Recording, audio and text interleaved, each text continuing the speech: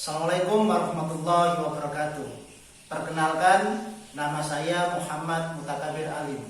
Saya mahasiswa PJKR IKIP Budi Utomo kelas G angkatan 2018 dengan NPM 2181000510354. Nah, hari ini kita akan belajar bersama tentang statistik. Bab 8 tentang uji korelasi product moments. Apa itu korelasi product moments?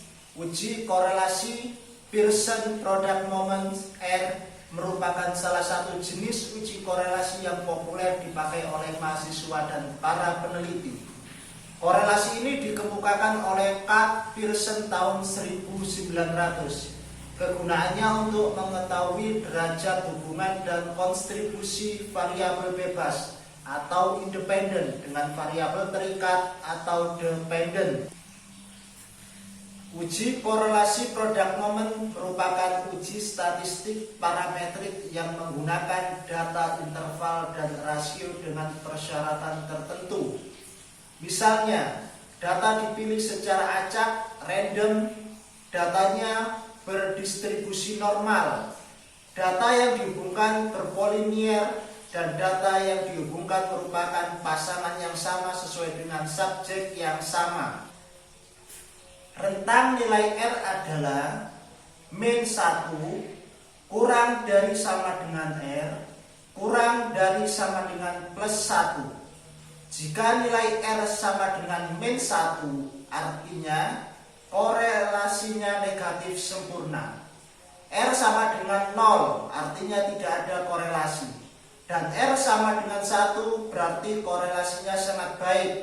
Sedangkan arti harga R akan dikonsultasikan dengan tabel interpretasi nilai R sebagai berikut. RXY sama dengan N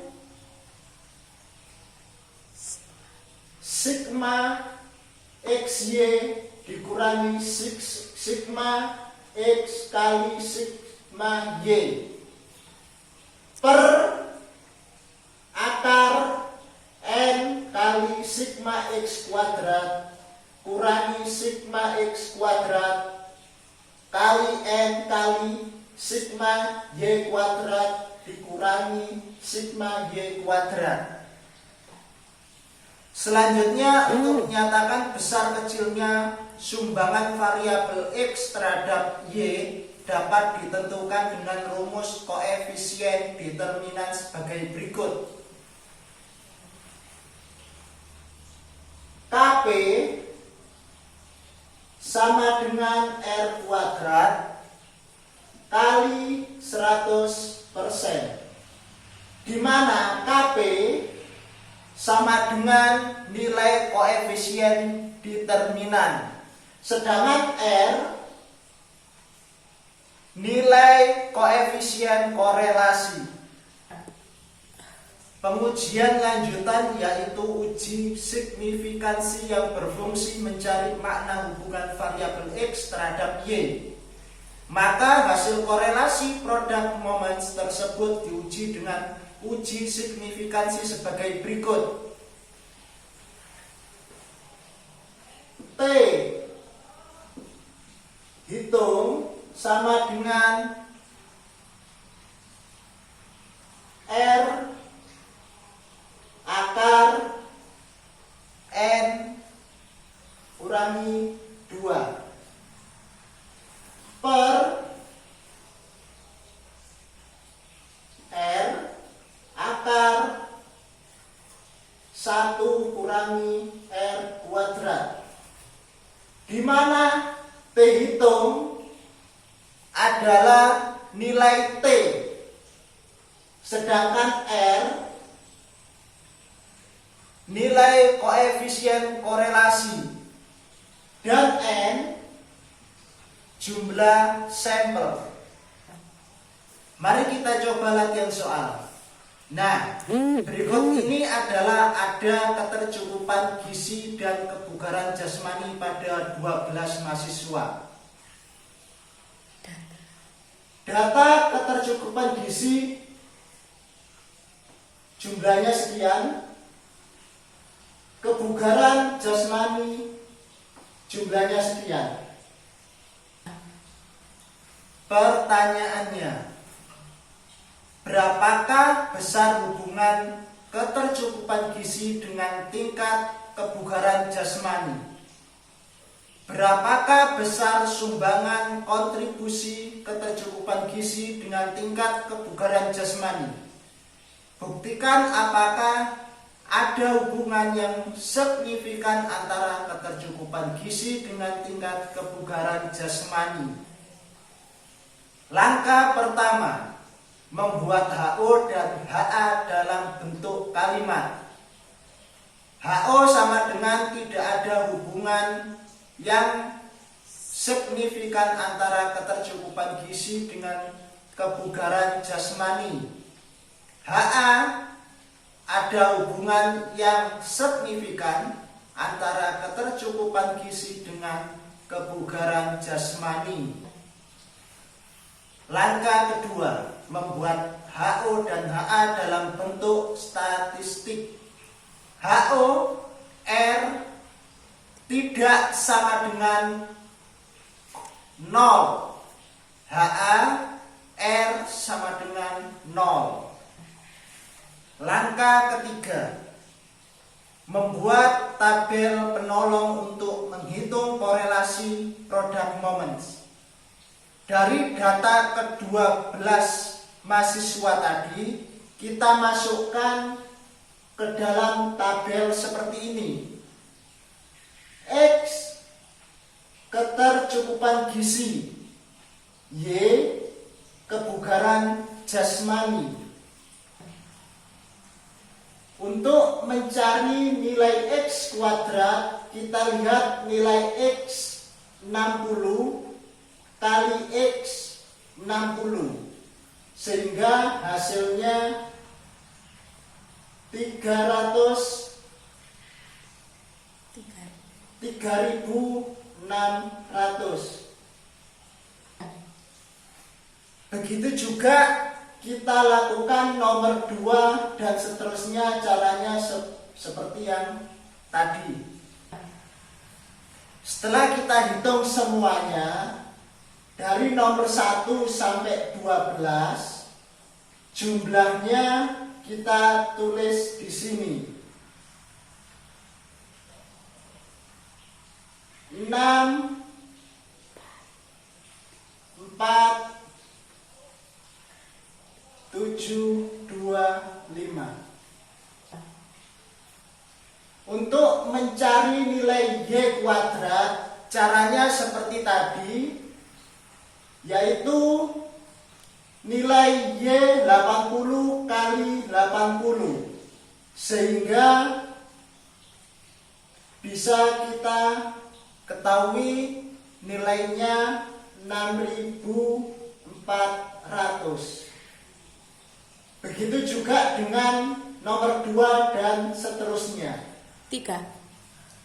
Untuk mencari nilai XY,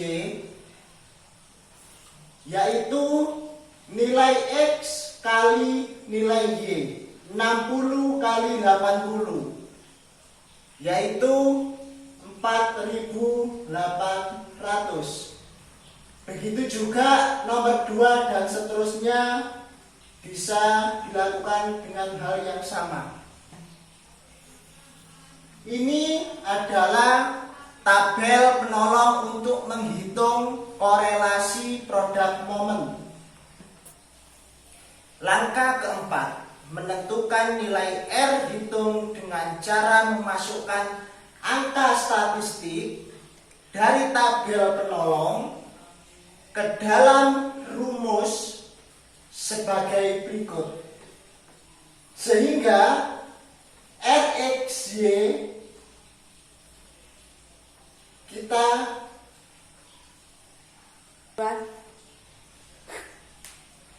adalah 0,49. Langkah kelima, menentukan jumlah sumbangan kontribusi variabel X terhadap Y. KP sama dengan R kuadrat dikali 100%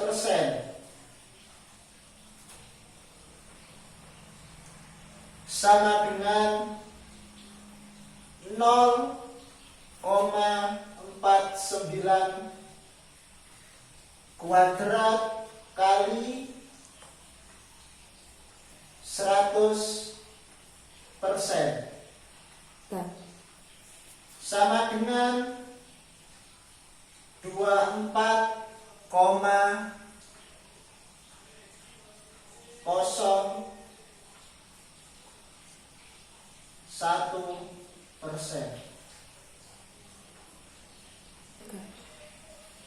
Jasmani sebesar 24,01% dan sisanya yaitu 75,99% ditentukan oleh variabel lain. Langkah keenam, menguji signifikansi dengan T hitung. Kita lihat rumusnya, kemudian datanya kita masukkan sehingga dihasilkan 3,6. Langkah ketujuh, menganalisis dan menyimpulkan. Jika T hitung lebih besar sama dengan T tabel, maka HO ditolak. Jika T hitung lebih kecil T tabel, maka HO diterima. DK sama dengan N dikurangi 2 sama dengan 12 dikurangi 2 sama dengan 10. Dengan taraf signifikansi 5% dan DK sama dengan 10, maka nilai T tabel sama dengan 2,228. Karena T hitung lebih besar T tabel yaitu 3,6 lebih besar 2,228, maka HO ditolak, HA diterima.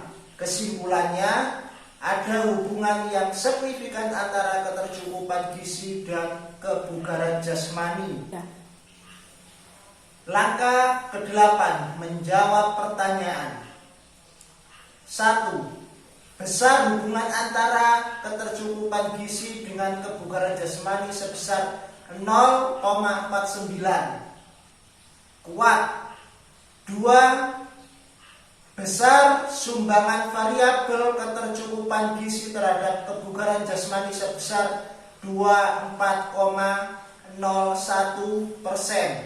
dan sisanya yaitu 75,99%. Ditentukan oleh variabel lain. 3. Karena T hitung lebih besar T tabel yaitu 3,6 lebih besar 2,228, maka HO ditolak. Jadi ada hubungan yang signifikan antara ketercukupan gizi dengan kebugaran jasmani.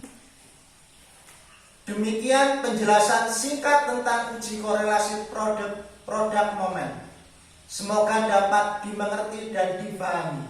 Sekian, terima kasih. Assalamualaikum warahmatullahi wabarakatuh. Sampai jumpa.